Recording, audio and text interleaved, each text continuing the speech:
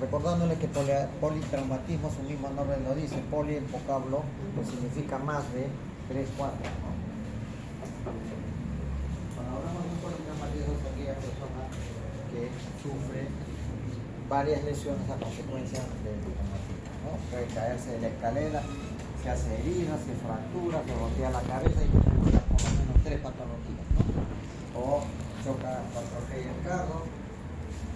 Puede haber compromiso neurológico, compromiso óseo, compromiso abdominal, ¿no? Que muchas veces son mortales. Ustedes vieron ese accidente que hubo hace una semana, creo, Trujillo, creo, ¿no? El vigilante está bien sentadito, viene una beoda, es decir, una persona mareada, se va de frente, corre, se ve en la fila que pone el pie como diciendo voy a detener el carro, pero se lo llevó en el coche, ya se murió ayer, ¿no? La chica también que su pareja la cuchilló y la quemó, porque es uno de los temas que vamos a hacer también sobre quemaduras. En esta parte vamos a hacer politraumatismo, quemaduras, aunque en la parte de la práctica un sábado les dice algo adelanto de para otro grupo de ustedes. Bueno, eso lo vamos a hacer ya más completo. Bueno, entonces decíamos que politraumatismo es que tiene más de una lesión corporal, ¿no? Producidas en un mismo accidente, ¿no?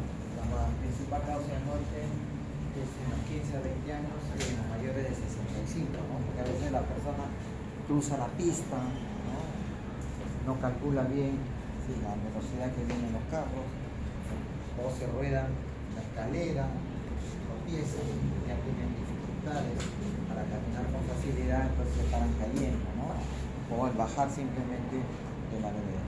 Y en los niños es la primera causa de mortalidad entre los 5 y 14 años. El niño, cuando está los primeros meses, no hay peligro de gran cosa, porque la mamá lo tiene peligro que se vaya a caer de la cama, o se vaya a asfixiar, o se vaya a atorar con algo, ¿no? Pero cuando el niño ya empieza a caminar, ahí vienen ya los problemas, porque el niño trata de jalar todo lo que ve, ¿no? Si ve que la mamá agarra la olla, el niño ya quiere jalar la olla, y a veces se produce quemaduras, ¿no? O le cae un objeto en la cabeza, que produce un traumatismo encefalocraniano, y así sucesivamente. En cuanto al paciente por accidente o politraumatizado, hay dos tipos de atención. La atención inicial, que se realiza en el lugar de los hechos, que muchas veces es suficiente, un buen tratamiento ahí para salvarle la vida. Y la segunda parte, que es el tratamiento secundario, cuando ya lo llevan al hospital y ya le hacen todo el tratamiento científico correcto, ¿no? Pero hay algunas cosas que hay que aplicarlas y que pueden ser salvadoras. A veces una simple maniobra para un paciente, por ejemplo, un paciente que se desmaya por cualquier cosa, ¿qué hace el paciente? Si está sentado, hace así. Si está mareado, como sea, cae así. Y ahí está angulando el ingreso del aire. Y la lengua generalmente se cae hacia atrás, ¿no? Entonces, si ustedes simplemente le levantan la posición, levantan el mentón, suficiente para salvarle la vida, porque ya no se muere por asfixia, ¿no? Entonces, así hay cositas que son parte del tratamiento inicial. Es el examen o elaboración inicial, medidas de soporte, que a veces tiene que ser la reanimación. Si hace paro cardíaco, a veces basta con terminar, o basta con lo que les he dicho, el oxígeno, o simplemente la respiración, el RCP, la respiración boca a boca que se aplica, ¿no? Que es suficiente para salvar al paciente. Esta atención inicial debe comenzar en el mismo lugar del paciente en el que el paciente pierde su salud. Hasta un 30% de los pacientes fallecen por causas potencialmente evitables. Por eso, cuando hay un accidentado, la mejor camilla es la del suelo, porque ahí está recto y ustedes pueden maniobrar. Pero finalmente cuando lo cargan, lo juntan así todos, ¿no? Y Pueden, si tiene una lesión, la columna le complica más, ¿no? Y quedan paralíticos muchas veces. Por eso hay que saber cómo atender al paciente y cómo trasladarlo. Esas son las medidas de primeros auxilios que siempre nos han enseñado, ¿no? Existe lo que se llama la cadena asistencial, ¿no? Que es desde el momento que se produce el accidente hasta que llega al hospital. Debe conjugarse la calidad asistencial con la rapidez. Si estamos frente a un accidente masivo, ¿no? De 20, 30, 40 personas, nuestra atención debe ir al que está más salvable. Que si yo veo que uno está con la pierna rota, la otra pierna ya está boqueando, a ese no le voy a dedicar la atención, porque ahí pierdo tiempo y ya no voy a salvar la vida porque está boqueando. Pero si veo que al costado está otro, que está sangrando, que está con fractura, pero que está todavía consciente, o está reaccionando, es persona más joven, tengo que darle las primeras medidas a ver. Si veo que alguien ahí ha hecho un paro, inmediatamente le hago la reanimación. Entonces, esa es una disquisición que se tiene que hacer rápidamente. Y eso finalmente lo que tienen que hacer son, los que lo hacen son los bomberos, ¿no? Serenazgos que están entrenados para atender accidentados. La policía no, porque la policía viene hoy, mañana y nunca. Lo único que atiende la policía son partos algunas veces, pero no saben cómo atender a un paciente de esa naturaleza, ¿no? Y hay que el rescate de la víctima y la asistencia in situ y el traslado asistido, es decir, subirlo una camilla, si no tenemos una camilla que sea una tabla grande, ¿no? Para transportar los rígidos, ¿no? Un tablón que encuentren por ahí que se pueden transportar. Y posteriormente ingreso a un hospital.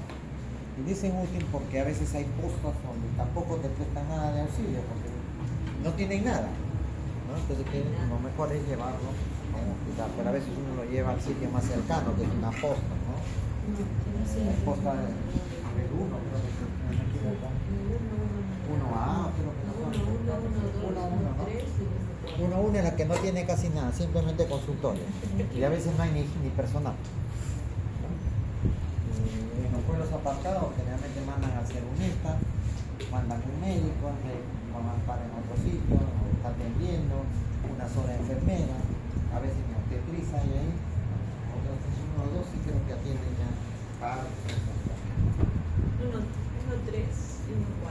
ya es hospitalización.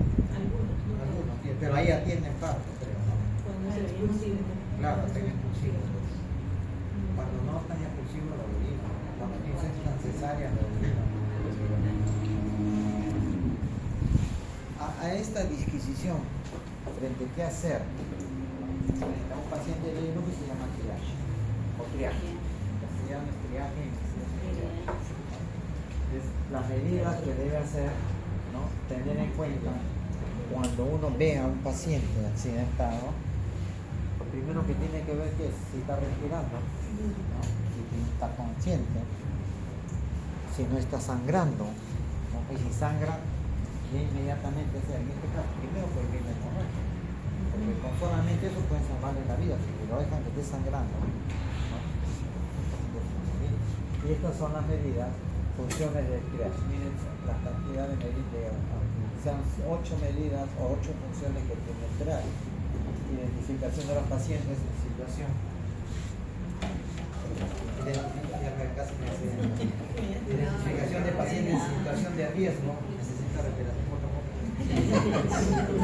Segundo, asegurar la priorización en función del nivel de clasificación. Tercero, asegurar la reevaluación de los pacientes que deben enterar. El triage dice,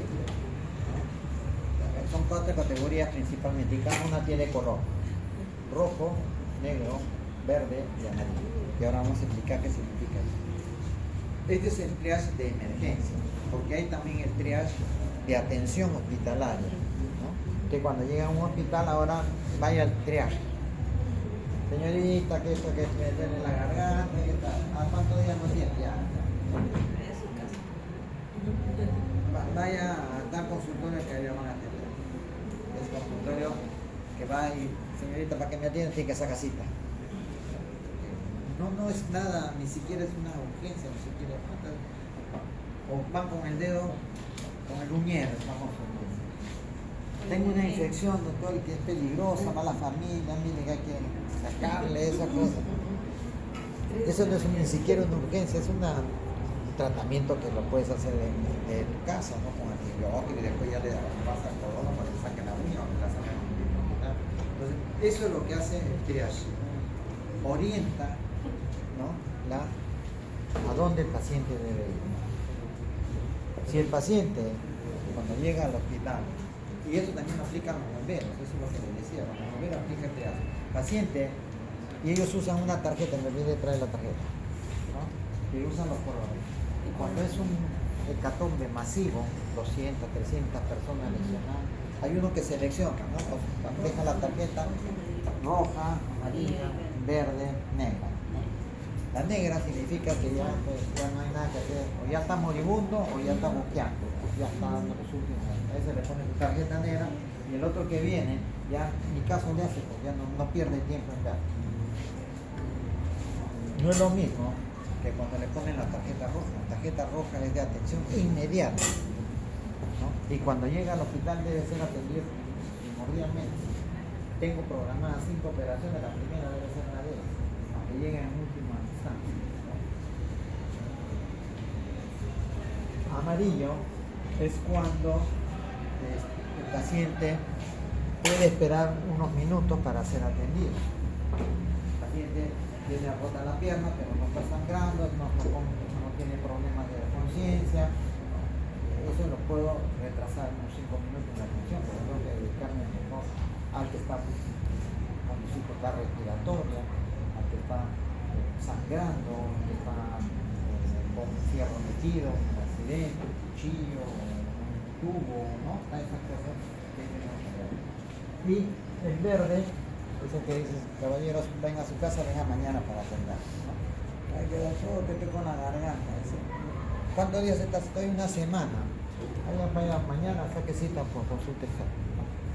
Entonces son los 4 colores: gravedad, semigravedad, camino mortorio y el que puede ser atendido después de 2 o 3 días, ¿no? Por ejemplo, un paciente que llega en una emergencia en un hospital, esto también se aplica en los hospitales, pero los hospitales tienen hasta 6 categorías, ¿no? Desde atención medicina, después lo pasan a cirugía y todo eso. Espero que revisen, aunque sea Google, porque aunque sea cuando vienen al camino prendan Google y vean las clases. Entonces, si un paciente llega a traumashock, sangrando, por dificultad respiratoria, con traumatismo, hay que evaluarlo rápidamente, por eso ellos entran de frente a traumashock. Ahí ya están todos los aparatos especiales, los atienden, los filtran, los nivelan, es decir, en el sentido metabólicamente los tratan de estabilizar y si necesita operar, se pasa hasta la operación. Si no necesita operar, pasa a la unidad de cuidados intensivos, donde está la parte médica, ¿sí? Y lo trata de estabilizar o corregirlo. Si llega un paciente en esa circunstancia y necesita ser operado en el momento de frente, lo paso a sala. Así como usted, después le pido sus análisis en el trayecto. Si puedo esperar unos minutos para estabilizarlo, ¿no? O por ejemplo, llega una mujer en periodo expulsivo, tengo que llevarla de frente a la tópica de atención del parto, ¿no? Entonces, porque no puedo esperar porque no en el camino va a la luz. Pero si llega uno con dolor abdominal, ¿cuántos días están? Bueno, estoy desde ayer, un pequeño dolorcito, una apendicitis, un problema, faringitis, vaya señor, vamos a pedir esos análisis. Va a tener que ser operado, pero vamos a hacer sus análisis. Pueden pasar 4, 5, 6 horas, pero tenemos que darle prioridad en emergencia al paciente que podemos hacer, ¿no? Porque si no le damos las atenciones necesarias, el paciente se nos muere. Y ahí nos acusan de negligencia, no haberlo atendido. Eso es la idea del triage. Seleccionar, darle la ruta a los pacientes para su atención adecuada. Estas son las tarjetas, ¿ven? Hay diferentes modelos de tarjetas y ahí están los colores, ¿no? Y cuando es la atención inmediata, cuando hay obstrucción de las vías aéreas, shock, hemorragias, hipertensión, ¿no? Severa, heridas abiertas, TEC severos, intoxicación de quemaduras, partos, ¿no? Partos anormales le llaman al parto que tiene que ser cesareado. Cuando dicen partos anormales o parto delicado, se refiere a que tiene que ser cesareada, porque si no, el paciente se muere, ¿no? Porque por diferentes problemas que la estructura pélvica no permite dar a luz por parto, ¿no? Por parto vaginal, etc. En negro, ahí también, sin prioridad, son los fallecidos, los que tienen lesiones extensas, incompatibles con la supervivencia. Un quemado del 70-80%, ¿qué vamos a hacer? Dos, generalmente quemado por encima del 60% de extensión, se mueren a los 3-4 días por proceso infeccioso, por el humo, la toxina, la quemazón, ¿no? Porque ha aspirado aire caliente, ¿no? Y no respiración después de permeabilización de vía aérea, ¿no? O sea, hago la maniobra de levantar el mentón, o le hago respiración boca a boca y veo que no responde y ya no dejo. Ese es el incluso acá en este es una tortuga, ¿no? Que va lentamente, o sea que puede esperar horas, no es que sea necesario entenderlo más. Y el otro, el verde, bueno, no necesita atención en ese momento. El rojo sí, el otro es hepatomotorio.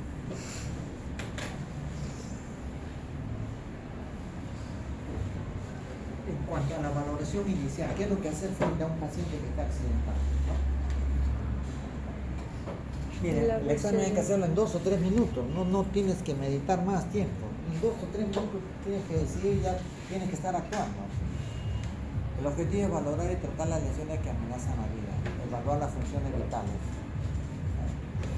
permeabilizar la vía aérea con control cervical, si tienes cómo movilizar con un collarín, o si no, con una sábana, algo, una casaca, algo, ponerle, digamos, como apoyo cervical. Porque si es un traumatismo craneoencefálico, si está la cabeza moviendo, puede seccionarse la médula, si es que no está seccionada por el accidente. Respiración, ver si el paciente está respirando, por qué no está respirando, en la boca, depende del momento del accidente estaba comiendo algo, tenía un chupetín en la boca, ¿no? La circulación para control de hemorragia. Esa es la aplicación del famoso ATLE que ya en la clase de introducción a la simulación en varias oportunidades se ha hablado del famoso ATLS, ¿no? Y el estado neurológico, el nivel de conciencia, si un paciente está gritando, está hablando con la vez coherente, ya nos está indicando que hay un compromiso, ¿no? Neurológico, hay que determinar el grado. Y es poner la lesión en la protección de ahí.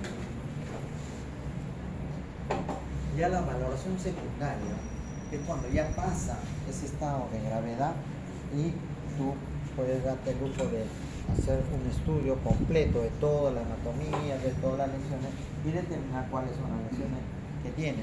Tienes incluso tiempo para hablar con el familiar, para que explique qué tipo de alergias ha tenido, qué enfermedades ha tenido. Es la atención que se hace cuando llega a un hospital, ¿no? Ahí ves, de aquí se hace un examen exhaustivo, se aplica los 4 tiempos, la inspección, auscultación, palpación, ¿no? Y la evaluación de signos vitales, recoger información, cómo se cayó, cómo fue el accidente, cómo reaccionó, si se paró, caminó, se desmayó, todas esas cosas lo puedes hacer ya cuando llegas al hospital en una valoración secundaria. Los bomberos, ¿qué hacen cuando llegan? ¿No? Ellos son los primeros que aplican los primeros auxilios. Inmediatamente le ponen su vía, le ponen su collarín, le ponen su mascarita de oxígeno, ¿no? Esas son las medidas iniciales que hacen. Y si hay una hemorragia, la COVID, ¿no? Y ya cuando lleguen al hospital, ya pues ahí le hacen un estudio detallado. Si la quemadura fue por contacto químico, o porque se encendió la vela, porque le cayó agua caliente, todas esas cosas. Tú en ese momento lo tratas. Pues, si tienes para calmarle el dolor, le calmas el dolor, que muchas veces es el dolor el que los mata a veces, ¿no? Porque es tanto el dolor que a veces has hecho neuroquémico, ¿no? Y ahí tenemos un caso, pues, ¿no? De un paciente politraumatizado. Ya le han hecho los primeros auxilios, le han puesto su vendaje, le han puesto venda acá, tiene deformación, probablemente fractura, se están llevando en una tabla rígida, ¿no? Miren, este paciente se estrelló contra una moto, que ahora frecuentemente son los accidentes de moto, ¿no? Y miren, los accidentes de moto más sufren cráneo, miembros inferiores. Eso es lo primero que sufren cuando salen volando, ¿no? Pues aparte pueden compromiso de toras, vísceras huecas y todo eso. Ahí está. Que se hace en la fase inicial. Ya cuando llega al hospital se hace la atención por los papeles. En la vía aérea, ¿qué hay que ver? ¿Por qué está ocurrida? Si ya les decía, si el paciente está así, hay caída de la lengua. Entonces simplemente la maniobra de elevación mentoniana, bajo el nivel de conciencia. Si tiene un cuerpo extraño en la boca, tratar de sacarlo, que es la que le está atorando ahí. O sea que otro caso que se presenta es cuando están comiendo su delicioso pollo a la brasa y se atoran. Entonces, a veces meterle el dedo para tratar de sacarlo, sino hacerle la maniobra de Valsalva, agarrarlo por detrás fuertemente para que salga, ¿no? Y con eso salvan la vida, porque más de 3 minutos sin respirar y el paciente queda. Pueden salvarlo, pero ya queda con lesiones neurológicas. Si hay hemorragia en la cavidad oral, si hay trauma facial grave, si hay quemadura inhalatoria, es decir, en un incendio, no solamente te quemas con el fuego, sino el absorber el aire caliente, ¿no? Tóxico, que es una fábrica de productos químicos, ¿no? O esas que simplemente a veces se han quemado, una zona de chatarra que tienen aficionado, ahí tienen de todo, todas esas cosas que producen emanación tóxica. Esas cosas. ¿Sí?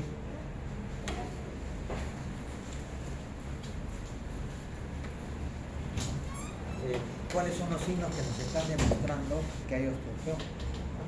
Bajo nivel de conciencia, porque el paciente está todo zombie, ¿no? Estridor. Entonces, ¿no? Es un ruido ahí, ¿no? Ronquido, afonía, no puede ni hablar, el paciente quiere hablar y no puede, porque tiene algo atacado, ¿no? Inadecuada alineación traqueal, cuando hay tiraqui, taquipnea, es decir, el paciente respira así, ¿no? Que está con dificultad respiratoria, ¿no? Escasa expansión torácica, si hay cianosis nos está indicando que no está respirando bien, entonces el paciente se está poniendo morado. Esas son las cosas que hay que ver en primera instancia. El manejo de la vía aérea, cómo se maneja la vía aérea. Lo principal primero es la elevación mandibular, no hiperextender tampoco, ni botarla de la cabeza ni rotar la cabeza, sino simplemente en la posición adecuada. Desobstrucción con barrido manual, porque les decía, meterle el dedo y tratar de sacar el producto, si no, si tenemos una cánula orofaringea, pues se le pone, pero eso lo tiene cuando llegan los bomberos, ya pasó el momento. Vía aérea definitiva, si se hace una traqueotomía de urgencia, a veces con una cuchilla, hasta con una alquileza que se afecta, bueno, ahora no hay mucha alquileza, todavía hay diferencia. Se puede hacer una traqueotomía, se hace un corte acá y aquí no está la tráquea. Y si tienes un palito de, ¿cómo se llama? Un sorbete, ¿no? O un lapicero, le saca la carga y por ahí le sopla, ¿no? Esas son medidas de emergencia que se pueden hacer. Pero a veces no tenemos nada de eso a la mano, ¿no? Porque realmente en ese momento no tenemos ni siquiera un lapicero, pero tiene que ser un lapicero. Le sacas la carga que tiene tubito, ¿no? Entonces, la idea es no dejar sin respirar al paciente, porque ya ustedes saben, 3 minutos, 4 minutos sin respirar al paciente, por más que lo reviva, ya queda muerto vegetal, ¿no? Una muerte vegetal de por vida, ¿no?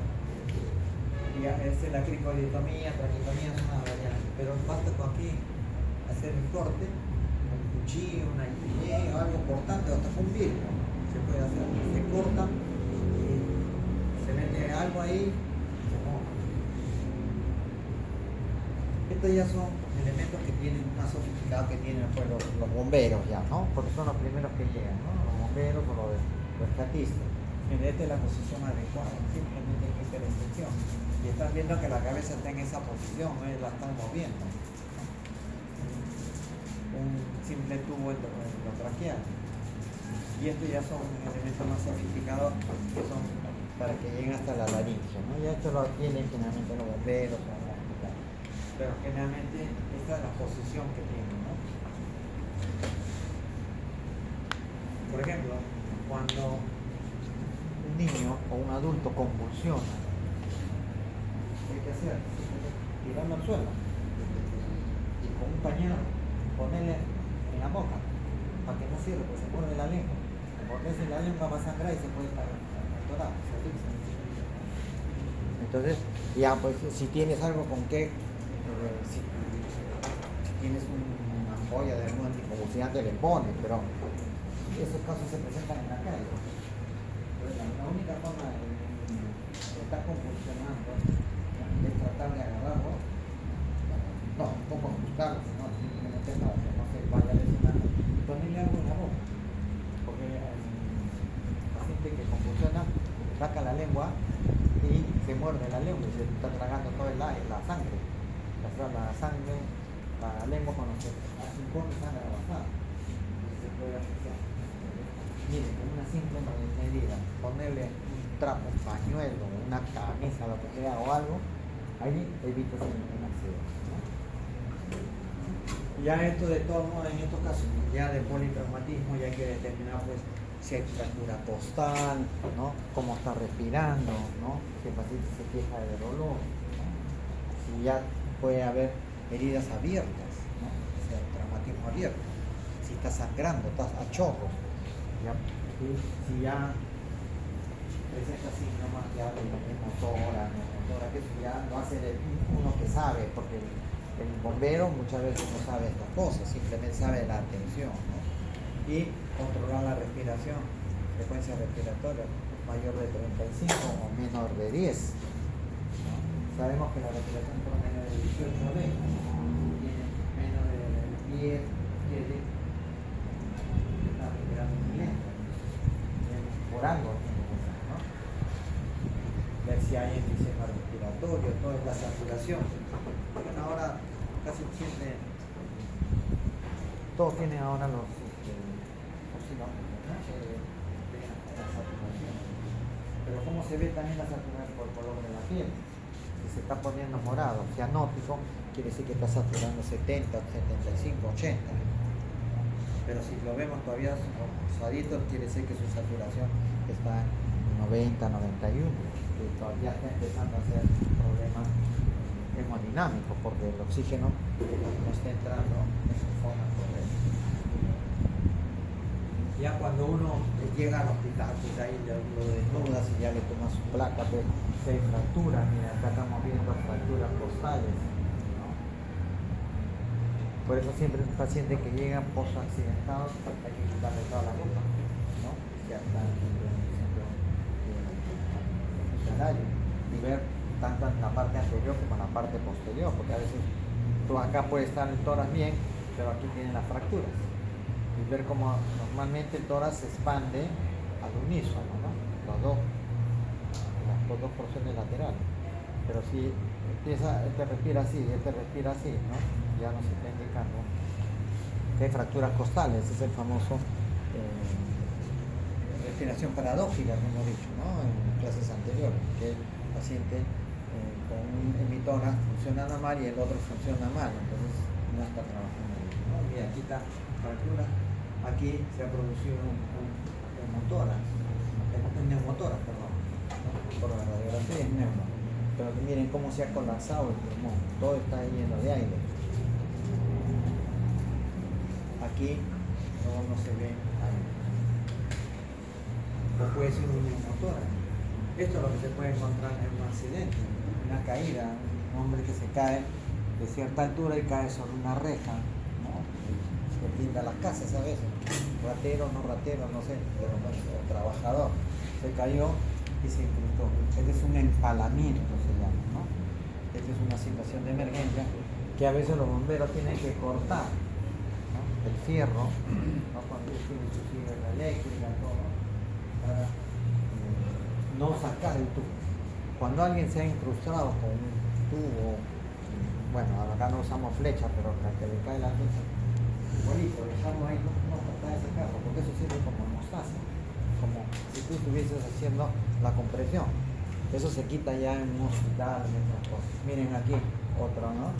Y este es con evisceración, miren, está saliendo una herida abierta en abdomen, y miren las zonas de hematomas, ¿no? Y aquí está saliendo el epiplo. Aquí tenemos, miren, en la radiografía vamos a encontrar las fracturas todas rotas. ¿Qué otro elemento hay que controlar? La circulación, ver si hay hemorragia o no. Si vemos si está sangrando hay que cohibir la hemorragia. ¿Cómo la cohibimos? Con una simple compresión. Y ahí pueden notar si tienen una correa, algo o no, pañuelo o algo, y le ponen una correa, la ajustan un poco para que sí, compresión. O hacer el torniquete, como ya les han explicado en las clases de simulación, ¿no? Y cómo nos damos cuenta que hay hemorragia por la sangre que está saliendo y porque está haciendo hipotensión, ¿no? La hipotensión es por hipovolemia. La palidez también, nos debemos dar cuenta que el paciente está. Ahí está. Valoración, ¿no? Coloración de la piel, alteración de la conciencia, cómo están los pulsos, cómo está el pulso carotídeo, si hay hemorragia interna se realiza compresión manual. Un tiempo se usaban mucho los torniquetes, ¿no? Pero no los sabían usar. El torniquete tiene su pauta para usar. Por ejemplo, si estoy en un sitio apartado y un paciente se ha hecho una fractura, está sangrando, ¿no? Si me comprimo y no para, entonces ya le puedo poner un torniquete. Pero el torniquete cada 15 o 20 minutos hay que soltarlo un poquito para que siquiera pase algo de sangre, porque el torniquete te ajusta todo, entonces no pasa ni sangre, nada, ni con la vena ni con la arteria. Entonces hay cianosis de tejidos y puede llegar a la necrosis. Entonces, después se suspendieron, se dejó de lado los problemas del torniquete, pero actualmente, como le dijo el otro día el profesor Luján, el APLS ya permite el uso del torniquete y doble torniquete, como han comentado los que han asistido y han estado concentrados en la práctica de simulación. Está bien, bueno, este es un motivo de que ya no vamos a poner torniquete que se construyó por el mal uso, ¿no? Pero ahora lo están poniendo. Y si hay hipovolemia, sospechar de hemorragia interna. Y en estos casos, si es un bombero, lo primero que hacen es ponerle una vía. Si están viendo que está sangrando, le ponen un coloide o esa sustancia para desde el punto de vista de evaluación neurológica, ¿no? Uno puede hacer una evaluación neurológica rápida en el momento del examen, ¿no? Si el paciente está dormitado, está con la pérdida de la conciencia, quiere decir que su rango está alterado. Si el paciente te contesta y tú le preguntas cómo te llamas, el sol, no está consciente, no te entiende lo que te quiere decir. O si te empieza a hablar incoherencia, ¿no? Eso lo hacemos por el famoso método de la escala de Glasgow, ya ustedes lo conocen muy bien, ¿no? Hay valores también, no solamente por la parte oral, sino también viendo en el ojo nada más, ¿no? Si tienes una linterna mejor, si no tienes linterna, simplemente tapan el ojo, abren, si hay reacción pupilar, si la pupila está estática, no se mueve, ya estamos pensando en una midriasis paralítica o una miosis paralítica, y eso ya nos está indicando daño par craneal, ¿no? Bueno, respuesta pupilar.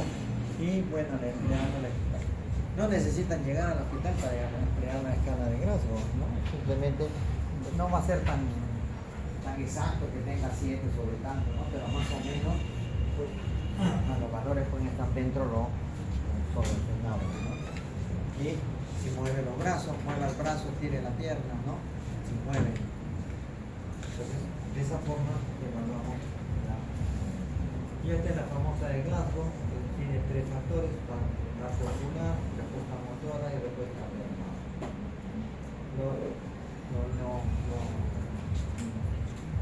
Lo normal es 15/15. Conforme va bajando hasta 7, 8, todavía el paciente puede estar dentro de valores tolerables, pero cuando pasa de 4 o 5 ya, cuando está en 3 o 2, ya generalmente es muerte cerebral.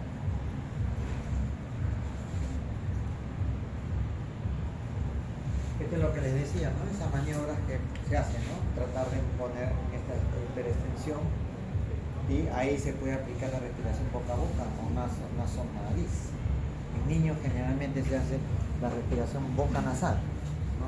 Con el niño el espacio es pequeño, tú si eres adulto puedes abarcar con tu boca todo el esternón. En el adulto no, en el adulto tienes que hacer respiración, hacer una maniobra diferente. En el niño pues es boca a boca nasal, ¿no?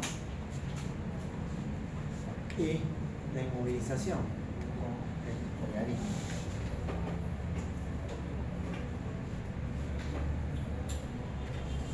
Reglas básicas que debe haber en toda evaluación de un paciente politraumatizado. Nunca se moverá un paciente cuando solo haya una sola persona. No vas a cargarlo. Una, porque tú no tienes la fuerza de pum, te caes y te accidentas tú y lo comprometes más al paciente. Siempre debe ser como mínimo 2 personas para cargar un paciente. 2 o 3 personas. ¿Ve? Hay que movérselo como si fuese un bloque rígido, es decir, hay que impedir el movimiento de sus articulaciones. Porque si tiene una fractura, ¿no? Con el movimiento te corta la piel y se esa fractura abierta. Ahí hay que inmovilizarlo, como hemos hecho en la práctica de vendaje, ¿no? Una tabla, una tablilla, una venda es suficiente. Un pañón, una blusa, no sé, una sábana, cualquier cosa en el momento del accidente. Cuando llega al hospital, pues ya le ponen una férula correspondiente.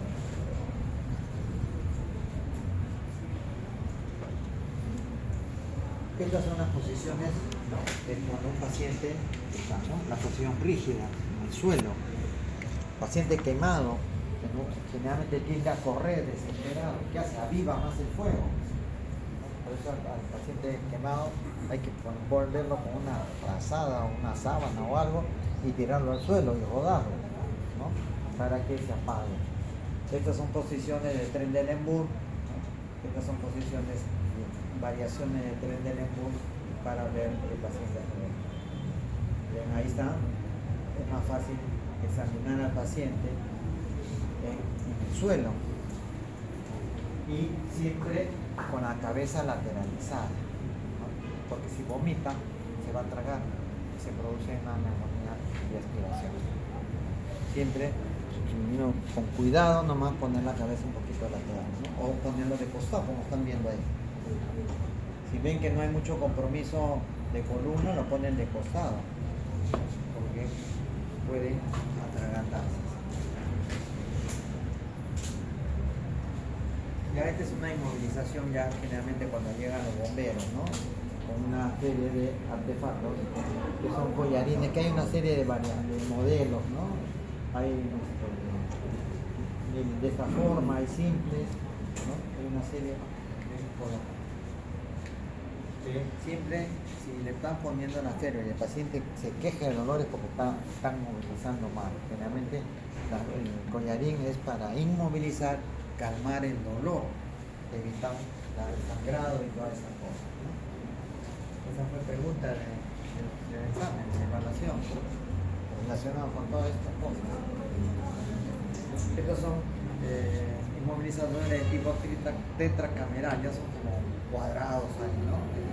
Esto ninguna ambulancia tiene esto, al menos en nuestro medio no.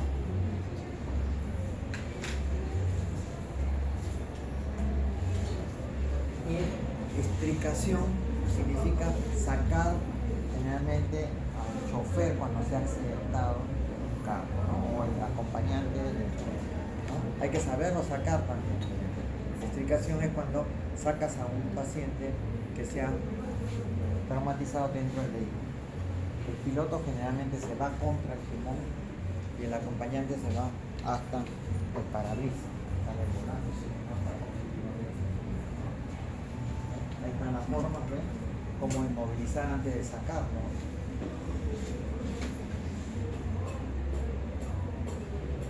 En pacientes que usan casco por la moto, ¿no?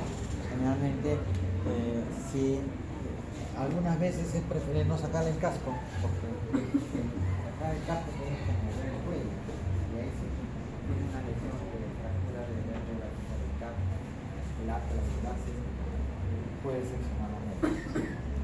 Mejor mantenerlo ahí.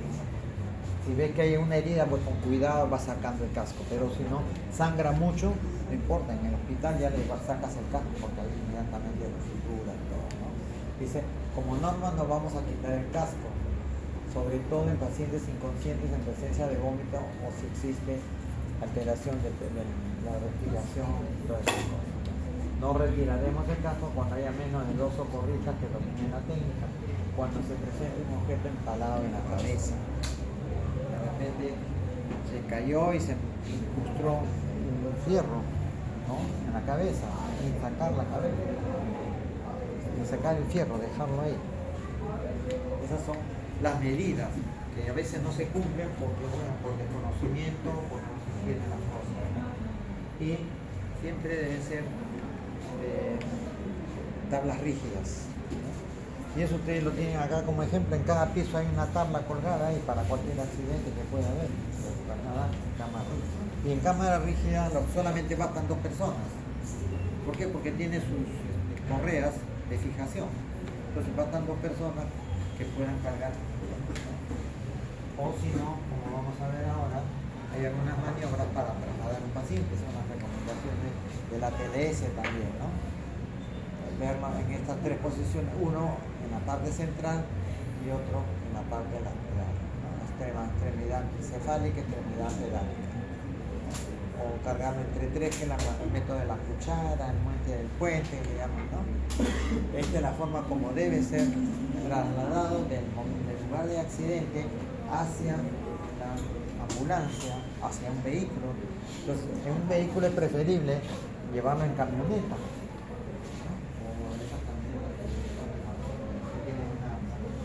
Que llaman, ¿no? La pick-up, tiene ahí donde colocarlo. ¿No has visto que la policía cuando chapa a los ladrones los mete detrás en una camioneta y ahí los tiene sentados, los tiene ahí? Ese es los ejemplos más importantes.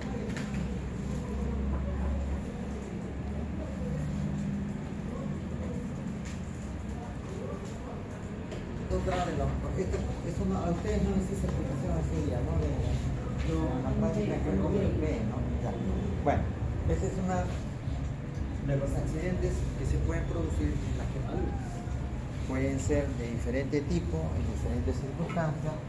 Puede chocarse un camión, se incendia el camión, se ocasiona un accidente automovilístico. Esos 2 carros que usen gas pueden explotar, pueden haber quemados en esa zona. O eso como han quemado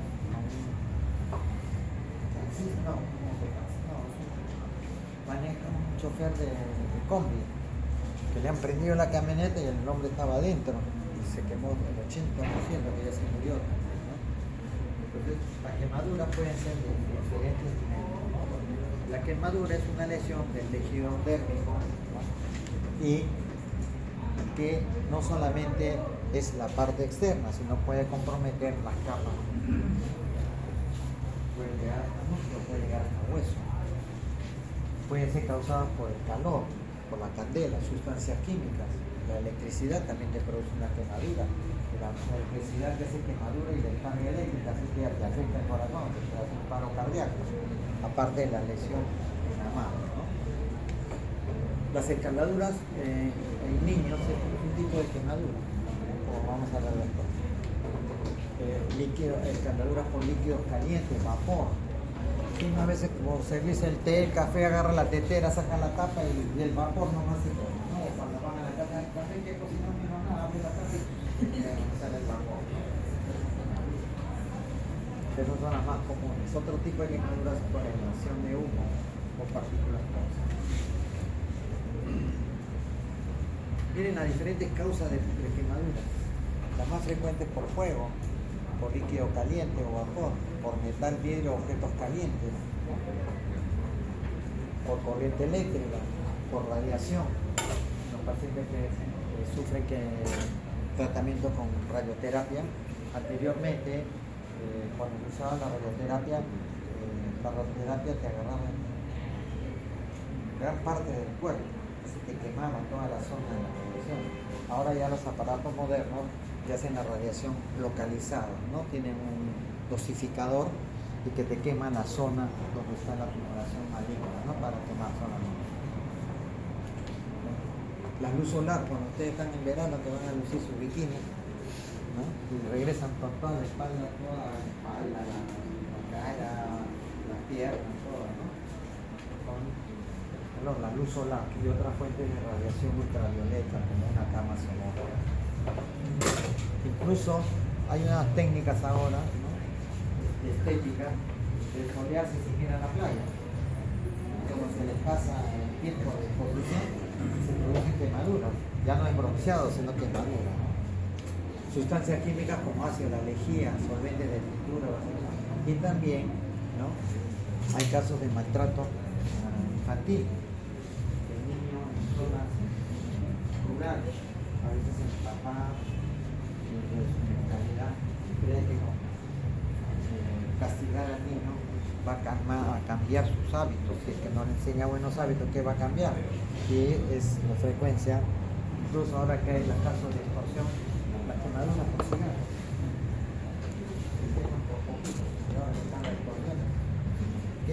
Para que la gente, entonces en los niños se produce el maltrato de eso. El papá, la mamá, dentro de su ignorancia, le quema la mano, le quema el cuerpo para que no come bien, para que no haga travesura. Así igualmente había una costumbre en las zonas rurales. Ustedes han escuchado que a veces los niños tienen prolapso. O sea, se sale el conducto recto y tenían la costumbre de calentar ladrillo para que después a su posición ponían un prolazo, el calor hacía retraer, entonces se metía el prolazo pero el niño quedaba con y así, hay una serie de casos de maltrato frecuentes. De eso lo hemos hablado con el caso del niño un poco traumatizado, creo que lo hablamos. Los tipos de quemaduras, hay varias clasificaciones, pero dos son las importantes que se relacionan una con la otra. Una que es por qué tipo de quemadura, por profundidad, ¿no? La de primer grado es que afecta solamente la capa externa de la piel, es decir, la epidermis. Un ejemplo es cuando en la insolación, una quemadura que solamente es en la parte superficial, no te deja cicatriz porque no compromete la dermis, sino solamente la epidermis. Entonces pasa el proceso, unos 6-7 días, cuando ya te deja marca, ya no está en la parte superficial, sino está ya en el compromiso de la dermis. Ya se ve una de segundo grado. Y generalmente la de segundo grado sale pequeña, como polvo, no cuando te quemas con agua caliente. Las horas se llaman con ampollas, esas se llaman flutenas o ampollas, ¿no? Y la de tercer grado es cuando ya compromete el tejido grasoso y puede destruir músculos y nervios. Pueden ser pequeñas, pero de profundidad, y también son muy graves, porque hay destrucción del músculo y nervios. Y para algunos autores hay una cuarta clasificación que hablan cuando se queman los huesos. Sin el hueso ya es, para ellos, esa clasificación no es de guapo, pero la más usada es esta de clasificación. Y aquí están viendo, ¿no? La de primer grado, que es simplemente un enrojecimiento, hay compromiso de la epidermis. En la de segundo grado ya hay las ampollas, ¿no? Y la de tercer grado están viendo cosas negritas, ya está necrosado, ¿no? Se ha chicharrado ahí la mano, ¿no? El tejido se ha chamuscado, ¿no? Y esto es la clasificación por la profundidad. Esta, por ejemplo, una de tercer grado puede ser pequeña, pero es de mayor compromiso. ya te queda un proceso infeccioso con destrucción del tejido, que tal vez puede ser construcción del tejido, y puedes quedar con parálisis, porque si se quema el nervio, ya no puedes ni mover la mano, ¿no? Y tienes que hacer injertos de piel, injertos de nervios y todas esas cosas. Eso es tan fácil. Ahí está, ¿no? Una expresión de la insolación que muchas veces decían que era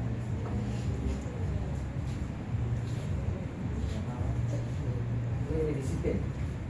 Erisipela melaniega, no es erisipela, porque erisipela es una enfermedad infecciosa de la piel. El término correcto es insolación. Insolación porque es quemadura por el sol. Sino que muchas veces se hablan de, me ha dado erisipela por estar en la playa. No es erisipela, el erisipela es un proceso infeccioso que se produce en enrojecimientos, ¿no? Pero bueno, le llamaba. Pero esta es la insolación, que no te deja marcas. Al menos un tiempo estás con las marcas, ¿no? Cuando ya pasa un par de meses ya tu piel se recupera. Esa es la de primer grado, ¿no? Aquí está la de segundo grado, que tiene las ampollas o flitenas, pero esta ya te produce, estos dolores también intensos los produce. Y la de segundo grado, dolor intenso, edema, la piel se ve roja, blanca o manchada, dependiendo del tipo de producto. Incluso hay quemaduras por el hielo, ¿no? Cuando los pacientes esos que se han perdido en los nevados, los encuentran, están con quemaduras, generalmente la cara, las manos, a pesar de que están con guantes, temas que estas sí pueden dejar cicatrices o zonas ensombrecidas, ¿no? Y este de tercer grado, que ya está negro, miren, fue quemado la parte de la ampolla, alcanzan debajo de la piel, quedan de color negro, tiene apariencia coriácea y pueden destruir músculos y nervios, rocas y una quemadura de primer grado o segundo grado produce más dolor que la de tercera. A veces la tercera es tan profunda que ya te rompió, que quemó todas las zonas de sensibilización. Entonces el paciente llega con la quemadura, ¿no? Los bordes sí le duelen los bordes, pero en la zona de la herida tú puedes maniobrar, limpiarla ahí, no pasa nada, porque no siente dolor, porque se han destruido los filetes nerviosos. Entonces, estas dos clasificaciones, ¿no? Que vamos a ver. Esta clasificación es de profundidad y la otra clasificación es por extensión. Extensión, cuánto el cuerpo abarca. Y esa fue mala. Hay un montón de clasificaciones por extensión, pero la más usada y la que es más lógica es la de Wallace. Un estudioso, ¿no? Que estudió todas las quemaduras y las clasificó matemáticamente con número 9 y sus múltiples.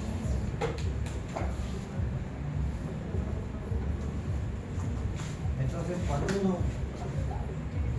en el caso de ustedes que tengan que poner un diagnóstico de un quemadura de tantos grados y de extensión, son dos respuestas que tienen que ver cuando uno quiere decir cuánto de quemadura tiene un paciente. Tiene de profundidad, tiene de tercer grado, y de extensión tiene un porcentaje como vamos a ver ahora. Esta es la clasificación de Wallace, que todo lo relaciona con 9, todos los elementos. En niño varía un poco porque es más difícil hacer esta clasificación, pero en el adulto todo está en base a 9. 9, 36, todos son múltiplos de 9. Acá dirán que no es múltiplo de 9, claro, porque acá es 9%. El 1% es en la región pélvica. Como vamos a ver en la verdadera clasificación de Wallace. Ahí está, la clasificación de Wallace es para adultos, ¿no? O mayores de 15 años. 9, tórax, 9, abdomen. Si yo les digo el tronco, ¿cuánto sería el tronco de quemadura? 9. ¿Cuánto Todo. sería? Tronco. 18. Cuando estabas en 18. infantil, primaria, te decían que el cuerpo humano se divide en cabeza, tronco y extremidades. 36. Tronco significa abdomen y tórax. ¿no? Entonces sería 18.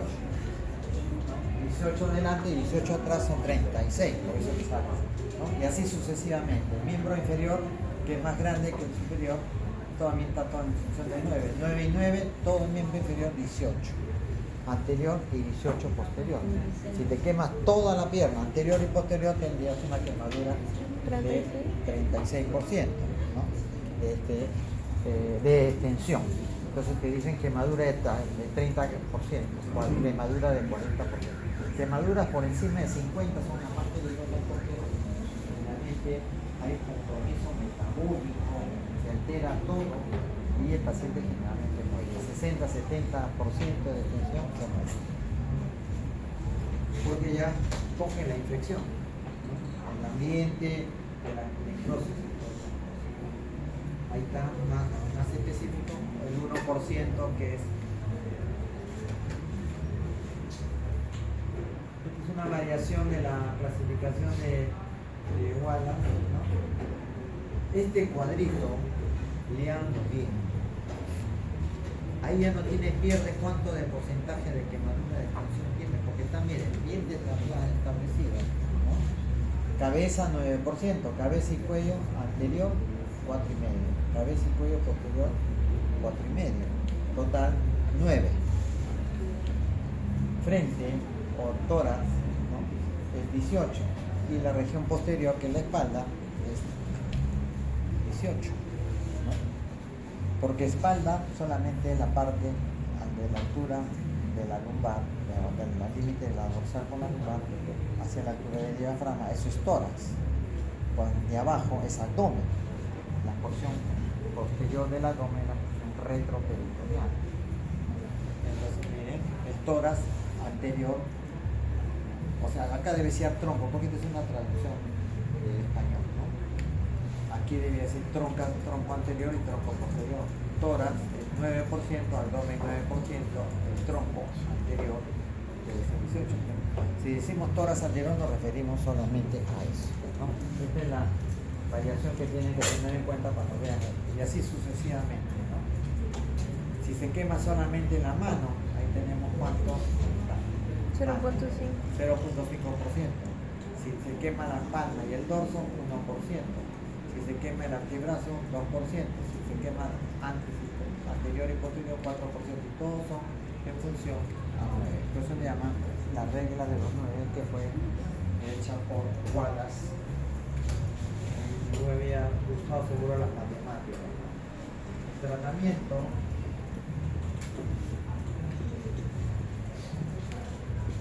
De las quemaduras depende del lugar y de la gravedad de la lesión. Las quemaduras solares y las caladuras pueden tratarse en casa. Pero, ¿qué hace la gente cuando se producen quemaduras? Ya lo vamos a ver. Agarra tomate, le pone crema dental, aceite, y eso empeora, porque cuando lo llevan al hospital tienen que sacarle todo eso. ¿Y cómo lo sacan? Van a tener que pasarle una esponja y refregar y le van a levantar más la piel, se van a alterar. Por eso generalmente la quemadura, por ejemplo, la quemadura de los ancianos que usan pañal, ¿no? Por la orina quema, así es el quema. Entonces, eso es también una quemadura de primer grado. La quemadura de escaldadura de los niños, ¿no? También es quemadura de primer grado. Y eso se hace simplemente con lavado y poniendo el pañito seco, estéril, para que no se caiga, ¿no? Y bueno, para el dolor se le puede poner algo, ¿no? Y las quemaduras pueden tratarse en casa. Y ahí están viendo, hay algunas cremas argénticas, que significa que son, en su composición tienen plata, no para meterse en las aguchillas ni en las quemadas, no, es a base de plata, renato de plata. Entonces, con esas se pueden poner, deje correr, cuando se produce la quemadura, esto es lo que se debe hacer, poner la mano o la zona quemada bajo el chorro del agua, abren el caño y meten la mano, el agua fría para contrarrestar el calor, deje correr agua fría sobre la zona de la quemadura o sumerja en la zona fría, no ponerse hielo, porque el hielo le quema más, se puede meter en agua fría, en agua de caño, pero no en contacto con el hielo. Si quieres metes el hielo un poco, el agua está helada, pero sacas el hielo no debe estar en contacto, ¿no? Cúbrala con un vendaje estéril, seque, con un apósito, calme el dolor y reconforte a la persona afectada. Generalmente la persona se pone nerviosa, ¿no? Aparte del dolor, siempre uno piensa que es por estética, ¿no? Si de repente se quemó la cara, se va a quedar con cicatrices, se agarró la fachada, ¿no? Entonces, generalmente se pone nerviosa, aparte que duele, y quien no se asusta, que se le quemen las pestañas, se queme el pelo, se queme la ceja, ¿no? Todas esas cosas. Protege la quemadura de fricciones o presión. Las quemaduras profundas requieren atención médica en centros especializados. Uno lo que debe hacer es calmar la banda, la herida, porque cuando hay una quemadura siempre hay contaminación, la tierra, todas esas cosas, ¿no? Y algunos recomiendan el uso de cremas argénticas, ¿no? Una de ellas es la gasa furacinada. No usar acetil rojo tampoco. Aquí se usaba mucho el acetil rojo. Después salió el acetil transparente, ¿no? Pero eso no debe usarse. Hay unas gasas que se llaman Yelonet.